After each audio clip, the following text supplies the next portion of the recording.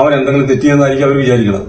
അന്ന് പോലെ അവൻ പറയുന്നുണ്ട്, അപ്പൊ ഞാനൊന്നും ചെയ്തില്ല, ഞാൻ അത്രയും ഈ വണ്ടി കിടിപ്പോണ്ടായിരുന്നു ഞാൻ. അപ്പൊ ഡ്രൈവറെ കണ്ട് രണ്ടെണ്ണം പറഞ്ഞത് പോരാ, അപ്പൊ തെരുവുപോലും പറഞ്ഞില്ല. എന്റെ വീഡിയോയിൽ തൊട്ട് ചേർന്നവരുടെ കടക്കാരൻ പറയുന്നുണ്ട്, അവനൊരു ചീത്തയും തെരുവുപോലും പറഞ്ഞിട്ടില്ല. അവൻ എന്നോട് ഇനി അതെന്തായാലും പറഞ്ഞിട്ട് അവനോട് പറയും ഞാൻ എന്നെ പോലെ ചെയ്തു. അവൻ എപ്പോഴും പറഞ്ഞത് ഞാനൊന്നും ചെയ്തില്ല, ഞാൻ ചെന്ന് ചോദിച്ചിട്ട് പോരാ. അപ്പൊ ആ ഡ്രൈവർ കാണിച്ചു പണിയുന്നില്ല, അവൻ ആദ്യം കാലുമ്പൊക്കെ കൊണ്ടുവന്നു. ഇത് കഴിഞ്ഞിട്ട് അവൻ പറഞ്ഞു നീ അവിടെ ഇരിക്കണം, നിനക്കുള്ള പണി വരുന്നുണ്ടോ എന്ന് പറഞ്ഞു. സ്വാഭാവികമായിട്ടും നമുക്കാണെങ്കിലും ദേഷ്യം വരുമോ? നമ്മളൊരുത്തന്റെ കയ്യിൽ നിന്ന് രക്ഷപ്പെട്ട് വന്നതാണ്. പിന്നെ അവൻ നമ്മുടെ മെക്കിട്ട് കയറിയാൽ ഇവൻ ഉടനെ വണ്ടിയിൽ നിന്ന് ഇറങ്ങിയിട്ട് കൈയും കെട്ടി അന്നാ ഒന്ന് കാണിച്ചു തരാം, ഞാൻ ഇവിടെ തന്നെ ഉള്ളതാണെന്ന് പറഞ്ഞു. അവൻ ചെറുപ്പക്കാരന്. ഇത് നിൽക്കുമ്പോഴാണ് ഈ CI കാണിച്ച പരാക്രമം.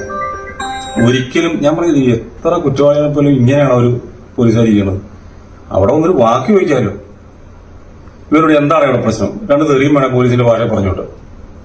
അത് പറയാതെ ആ വീഡിയോ കാണുമ്പോൾ പറയാം നേരെ വന്ന് ഒന്നാമത്തെ CIക്ക് നല്ലൊരു 6 പൊക്കമുണ്ട്, അതിനുള്ള മസിലും ഉണ്ട്. പക്ഷെ മസിലും ഇത് മാത്രം പോരാ, കുറച്ചൊക്കെ വിവേകം എന്ന് പറഞ്ഞ സാധനം.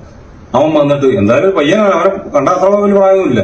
അവനോട് എന്താണ് ഇവിടെ പ്രശ്നം, രണ്ടത് ചീത്തയും പറഞ്ഞാൽ അപ്പൊ അവൻ പറയും സാറേ ഇതാണ് വിഷയം, അവിടെ വെച്ച് തീരും, എന്നാലും നീ സ്റ്റേഷനിലേക്ക് വല്ല പരാതി എഴുതാം, ഇവിടെ കിടന്ന് അഭ്യാസം കളിക്കാൻ പറ്റില്ല.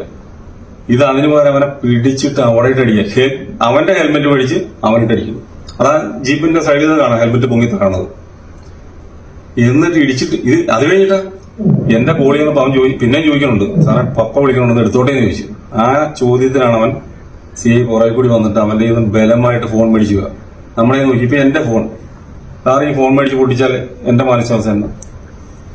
അത് പൊട്ടിച്ചു കളഞ്ഞു, ബൈക്ക് എടുത്ത് ചവിട്ടി. ഇത് എന്ത് ഇവന്റെ തീവ്രവാദിയാണ്. അത്രയും ചെയ്തിട്ട് നേരെ സ്റ്റേഷനിലേക്ക് കൊണ്ടുപോകുന്നതിന് പകരം കൊണ്ടുപോയത് ഇടിമുറിയിലേക്ക്. ഇവരുടെ ഇടിമുറിയാണ്. കാരണം ഞാൻ അവിടെ നിൽക്കുമ്പോൾ വേറൊരു ഇതിനെ പിടിച്ച് വലിച്ചുകൊണ്ട് വരുന്നുണ്ട്.